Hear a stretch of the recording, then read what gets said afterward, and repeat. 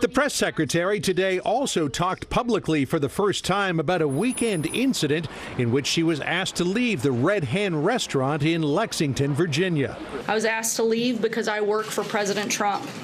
We are allowed to disagree, but we should be able to do so freely and without fear of harm.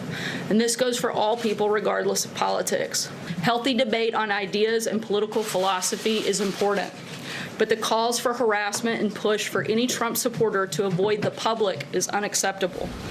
After she was asked to leave the Red Hen Restaurant in Lexington, Sara Sanders and her husband retired back to where they were staying for the evening. Her family decided to go out to another restaurant in the area. They were followed to that restaurant by a number of people, including the owner of the Red Hen, who continued to protest their presence outside that restaurant, even though Sara Sanders was no longer with them. Brett? The rest of the story there, John. Thank you. The Sanders incident is just the latest in a series of decorum-busting moves that would probably have been unthinkable a generation or two ago.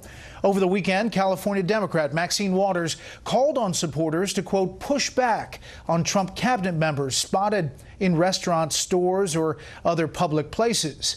She's been getting hammered for that. Moments ago, she held a news conference on Capitol Hill to insist she never called for any violence.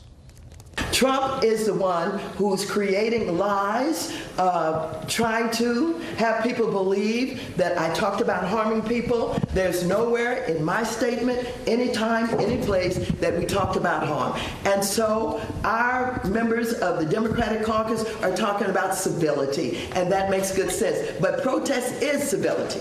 Protest is about peaceful resistance to the kind of actions that we're experiencing from this president.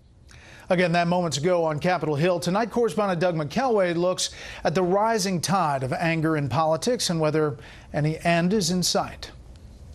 In the window of the Red Hen Restaurant in Lexington, Virginia, the words of Martin Luther King Jr. are framed, quote, "Love is the only force capable of transforming an enemy into a friend." On Friday night, the Red Hen's owner, Stephanie Wilkinson, asked White House Press Secretary Sara Sanders to leave, citing Trump administration policies. Sanders complied. After an employee of the restaurant posted about the incident, Sanders tweeted about Wilkinson, quote, "Her actions say far more about her than about me." Wilkinson later told the Washington Post, quote, "I'm not a huge fan of confrontation," but she added, "This feels like the moment in our democracy when people have to make uncomfortable actions." For others, the booting out of Sanders set a new standard in incivility. This is very dangerous. She should apologize to the American public. It follows a week in which members of the Congressional Hispanic Caucus heckled the president in the Capitol building. Don't you have kids, Mr. President? And a congressional intern hurled an F-bomb at Mr. Trump. The same week, Homeland Security Secretary Kirstjen Nielsen was shouted out of a D.C. restaurant by aggressive hecklers. They showed up outside her townhome, too. What would you do? Florida Attorney General Pam Bondi had to abandon her night out at the movies in the face of a similarly confrontational mob. If she wants people to protest, that's one thing. But to continue this, they're inciting violence. That while Democratic California Congresswoman Maxine Waters called on her supporters to step up the confrontations, quote, "If you see anybody from that cabinet in a restaurant, in a department store, at a gasoline station, you get out and you create a crowd and you push back on them and you tell them they're not welcome anymore, anywhere." Obviously, what Maxine Waters said is beyond the pale, and really the next move is the Democratic colleagues. If she starts to feel the heat from Democrats in the House who tell her publicly she went too far and she should take it back, that's how you start to fix these things. And that's what the Senate Minority Leader did this afternoon. But no one should call for the harassment of political opponents.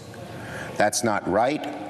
That's not American. House Minority Leader Nancy Pelosi partly did that, not naming Waters, but naming the president. She tweeted, quote, "Trump's daily lack of civility has provoked responses that are predictable but unacceptable."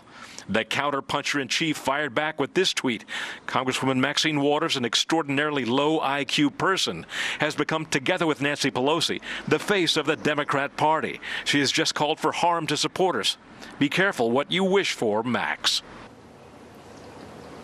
And you saw in that late afternoon press conference just moments ago how Maxine Waters blamed the president for the violent rhetoric and took no responsibility for itself. It would be reasonable to infer, however, that she was forced into that late afternoon press conference by the tweet from Leader Pelosi on the House side and the floor remarks by Senator Schumer on the Senate side.